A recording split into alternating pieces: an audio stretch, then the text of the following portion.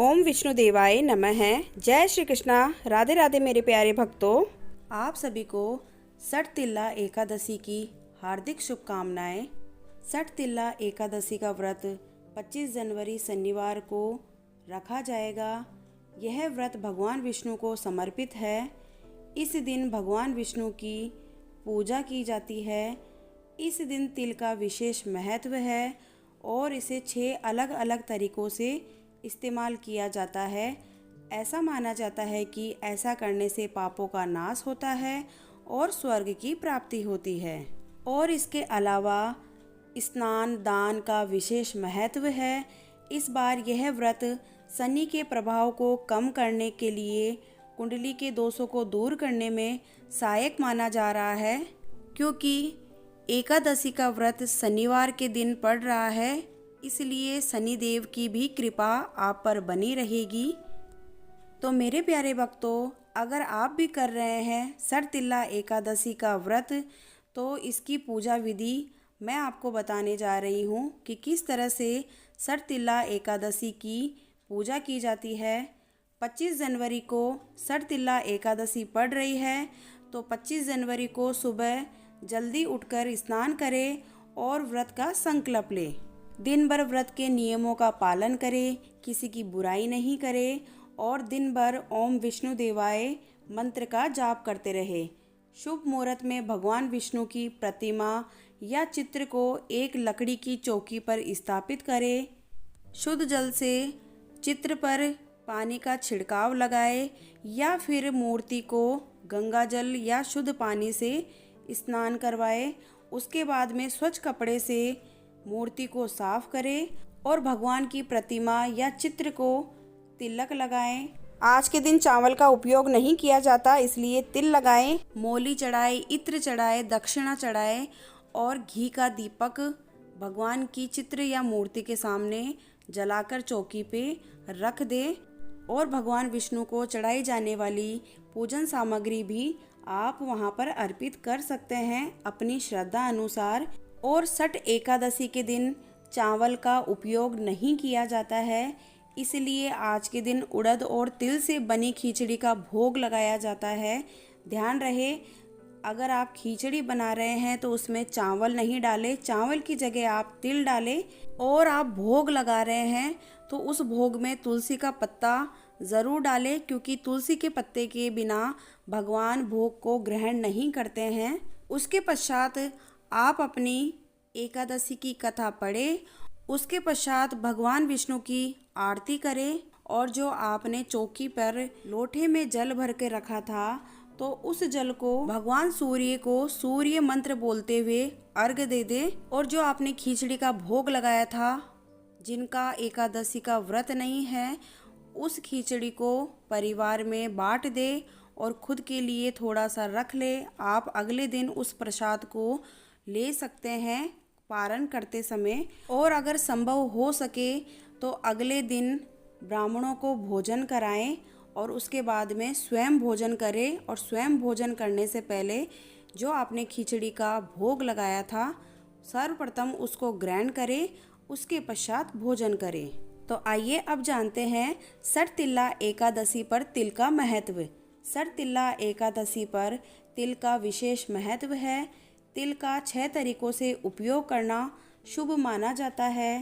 तिल के पानी से स्नान करना, दूसरा तिल का उपटन, तीसरा तिल की आहुति हवन में देना, चौथा तिल मिला पानी स्वयं पीना, पांचवा तिल का दान करना और छठा तिल से बनी मिठाई और व्यंजन खाना और दान देना। ऐसा माना जाता है कि ऐसा करने से पाप नष्ट होते हैं और स्वर्ग की प्राप्ति होती है। इस व्रत के महत्व को समझते हुए श्रद्धालुओं को इसका पालन पूरी श्रद्धा और विधि विधान से करना चाहिए। इससे भगवान विष्णु और सभी देवताओं की कृपा आप पर बनी रहती है और जीवन में सुख समृद्धि आती है। यह व्रत शारीरिक और मानसिक शुद्धि के लिए भी बेहद लाभदायक होता है। तो आइए अब जान लेते हैं सटतिल्ला एकादशी व्रत करने से क्या होता है, उसका हमें क्या लाभ मिलता है, सटतिल्ला एकादशी का व्रत क्यों करना चाहिए। सटतिल्ला एकादशी व्रत भगवान विष्णु की कृपा पाने के लिए मानव करते हैं। पौराणिक मान्यता है कि सटतिल्ला एकादशी का व्रत रखने वाले मनुष्य को जीवन में कभी भी धन धान्य की कमी नहीं होती है और सटतिल्ला एकादशी को माता लक्ष्मी की भी कृपा पाने के लिए विशेष माना जाता है। इसलिए कई मानव जाति सटतिल्ला एकादशी का व्रत करते हैं। इससे विष्णु भगवान साथ में माता लक्ष्मी की कृपा बरसती रहती है।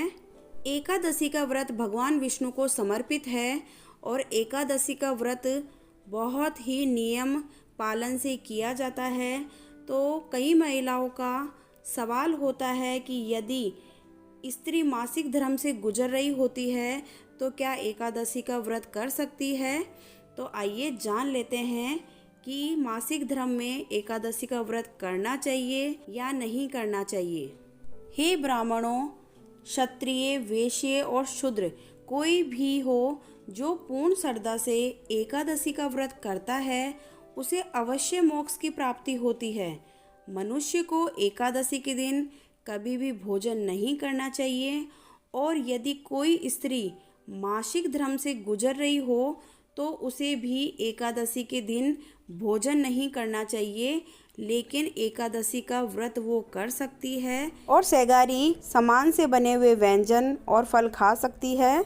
कई जगह अलग अलग मान्यताओं के अनुसार मासिक धर्म पर एकादशी का व्रत कई महिलाएं छोड़ देती है तो कोई समस्या नहीं है। जिस समय एकादशी आती है और उसी दौरान मासिक धर्म चल रहा होता है तो आप उस समय एकादशी को छोड़कर अगली पड़ने वाली एकादशी को व्रत पूजा और नियम का पालन कर सकती है। और एकादशी के व्रत में अन्न नहीं खाया जाता है। इस प्रकार के व्रत में सूर्य अस्त से पहले फलों का सेवन किया जाता है। व्रत के दौरान खाई जाने वाली कई चीज़ें होती है, जैसे कि साबूदाने की आप खिचड़ी बना के खा सकते हैं, खीर बना के खा सकते हैं, शकरकंद खा सकते हैं, सिंगाड़ा खा सकते हैं। आपको जो भी फल पसंद है वो फल खा सकते हैं। मतलब सैगारी चीज़ें आप खा सकते हैं। अन्न से बनी हुई चीज़ें एकादशी के दिन नहीं खाई जाती है और ख़ास तौर पर चावल का प्रयोग नहीं किया जाता है, क्योंकि विष्णु पुराण के मुताबिक चावल को हविष्य अन्न माना जाता है जो देवताओं का भोजन है। इसलिए देवी देवताओं के सम्मान में एकादशी पर चावल नहीं खाए जाते हैं, ना ही चढ़ाए जाते हैं। अब मेरे कुछ प्यारे भक्तों का सवाल होता है कि एकादशी के दिन चावल क्यों नहीं खाए जाते हैं। तो इसके पीछे भी एक छोटी सी कथा है। तो भगवान विष्णु ने एकादशी से सभी पापों को नष्ट करने के लिए कहा। जब एकादशी सभी पाप को नष्ट करने चली तो कुछ पाप चावल में जाके छिप गए। इससे एकादशी नाराज हो गई और चावल को श्राप दे दिया कि तुमने पापों को चावल में स्थान दिया है, इसलिए तुम्हें इस दिन यानी कि एकादशी के दिन कोई नहीं खाएगा। ऐसा कहा जाता है कि इस दिन सभी पाप चावल में होते हैं और यही वजह है कि एकादशी पर चावल नहीं खाए जाते हैं। कहते हैं कि एकादशी के दिन चावल खाना कीड़े मकोड़े के समान होता है, इसलिए एकादशी के दिन चावल नहीं खाना चाहिए।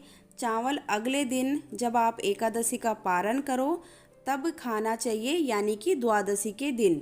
और ये भी कहा जाता है कि जो एकादशी का व्रत रखते हैं उन्हें अगले दिन यानी कि जब व्रत का पारण करते हैं तो उन्हें चावल खाकर ही व्रत का पारण करना चाहिए, तभी एकादशी का व्रत संपूर्ण माना जाता है। एकादशी व्रत के नियमों का पालन दशमी तिथि की शाम से करना चाहिए और अगले दिन व्रत रखकर पारण द्वादशी को सुबह करना चाहिए। सटतिल्ला एकादशी के संपूर्ण जानकारी के बाद में अब शुरू करेंगे सटतिल्ला एकादशी व्रत कथा।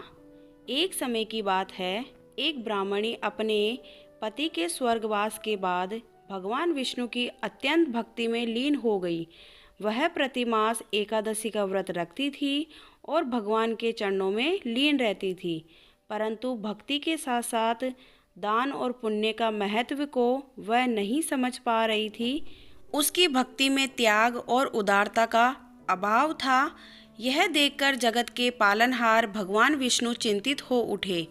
उन्होंने सोचा कि मेरी यह भक्त इतनी निष्ठा से मेरी उपासना करती है, मेरी एकादशी के हर महीने व्रत रखती है, परंतु दान के अभाव में उसकी भक्ति अधूरी है। तब भगवान ने एक लीला रची। वह स्वयं एक भिक्षुक का वेश धारण कर उस ब्राह्मणी के निवास पर पहुँचे और भिक्षा मांगी। ब्राह्मणी ने अनजाने में भगवान को एक मिट्टी का ढेला दे दिया और भगवान विष्णु उस मिट्टी के ढेले को लेकर अपने दिव्य धाम बैकुंठ चले गए। समय बीतता गया और ब्राह्मणी ने देह त्याग कर दिया। अपने पुण्य कर्मों के फलस्वरूप वह स्वर्गलोक पहुंची। वहां उसने अपनी कुटिया देखी जो अन्न और धन से पूरी तरह खाली थी। बुढ़िया ये देखकर बहुत दुखी हुई, बहुत ज़्यादा चिंतित हुई और बुढ़िया भगवान विष्णु के पास गई और विनम्रता पूर्वक उसने भगवान से पूछा, हे प्रभु, मैंने जीवन भर आपकी पूजा अर्चना की है, आपका एकादशी का व्रत किया है, फिर भी मेरी कुटिया इतनी खाली क्यों है? भगवान विष्णु ने ब्राह्मणी को शांत करते हुए दान के महत्व के बारे में बताया। उन्होंने उसे याद दिलाया कि उसने भिक्षा में उन्हें मिट्टी का ढेला दिया था। भगवान ने कहा, तुम्हारी भक्ति सच्ची है, लेकिन दान के बिना वह पूर्ण नहीं होती। जब देव कन्याएं तुमसे मिलने आएगी तब तुम अपनी कुटिया का द्वार खोलना और उन देव कन्या से सटतिल्ला एकादशी के व्रत के महिमा के बारे में पूछना। ब्राह्मणी भगवान विष्णु की आज्ञा का पालन करते हुए धैर्य पूर्वक प्रतीक्षा करने लग गई। कुछ समय बाद दिव्य सौंदर्य से परिपूर्ण देव कन्याएं उसकी कुटिया पर आई और ब्राह्मणी ने उनका स्वागत किया और विनम्रता पूर्वक सटतिल्ला एकादशी व्रत के बारे में पूछा। देव कन्याओं ने ब्राह्मणी को इस व्रत का पूरा विधान बताया। उन्होंने बताया कि सटतिल्ला एकादशी व्रत करने से सभी पापों का नाश होता है और भगवान विष्णु की कृपा प्राप्त होती है। उन्होंने ब्राह्मणी को सटतिल्ला एकादशी व्रत करने की विधि भी बताई और कहा कि इस व्रत को विधि विधान से करने से सभी मनोकामनाएं पूरी होती है। उसके बाद में ब्राह्मणी देव कन्या के उपदेश सुनकर बहुत प्रसन्न हुई। उसने देव कन्या के बताए अनुसार सटतिल्ला एकादशी का व्रत किया और एकादशी के प्रभाव से उसकी कुटिया अन्न और धन से भर गई। ब्राह्मणी को भगवान विष्णु की कृपा प्राप्त हुई और वह सुख समृद्धि से युक्त जीवन जीने लगी। ब्राह्मणी ने माघ मास की कृष्ण पक्ष की एकादशी तिथि पर सटतिल्ला एकादशी का व्रत अत्यंत श्रद्धा और विधि विधान से किया। उसने पूरे दिन उपवास रखा, तिल के तेल का दीपक जलाया और भगवान विष्णु की पूजा की। व्रत के दौरान उसने अपने मन में किसी प्रकार का लोभ या द्वेष नहीं रखा। व्रत के प्रभाव से उसकी कुटिया अन्न और धन और वैभव से भर गई। उसे अपनी भूल का एहसास हुआ। तब उसने देखा कि उसके पास इतना सब कुछ होते हुए भी वह दुखी रहती थी। उसे समझ आया कि धन और वैभव अकेले सुख नहीं दे सकते।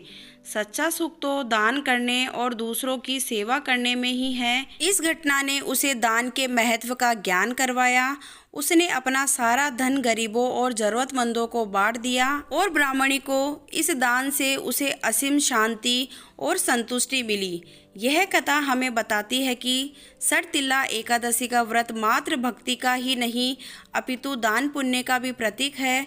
तिल का दान करने से न केवल भौतिक सुखों की प्राप्ति होती है बल्कि मोक्ष का मार्ग भी प्रशस्त होता है।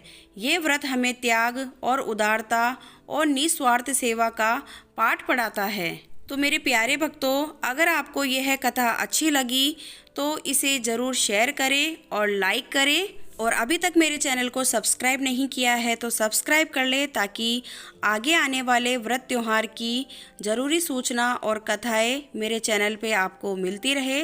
और आपके विचार हमें कमेंट के द्वारा कमेंट बॉक्स में बता सकते हैं और इसी तरह से सपोर्ट करते रहे। इस वीडियो में मैंने सटतिल्ला एकादशी की संपूर्ण जानकारी आप लोगों के साथ में शेयर करी है। आशा करती हूँ कि ये वीडियो आपके लिए बेहद लाभदायक रहेगा। तो मेरे सभी प्यारे भक्तों को जय श्री कृष्णा, राधे राधे, ओम विष्णु देवाय नमः।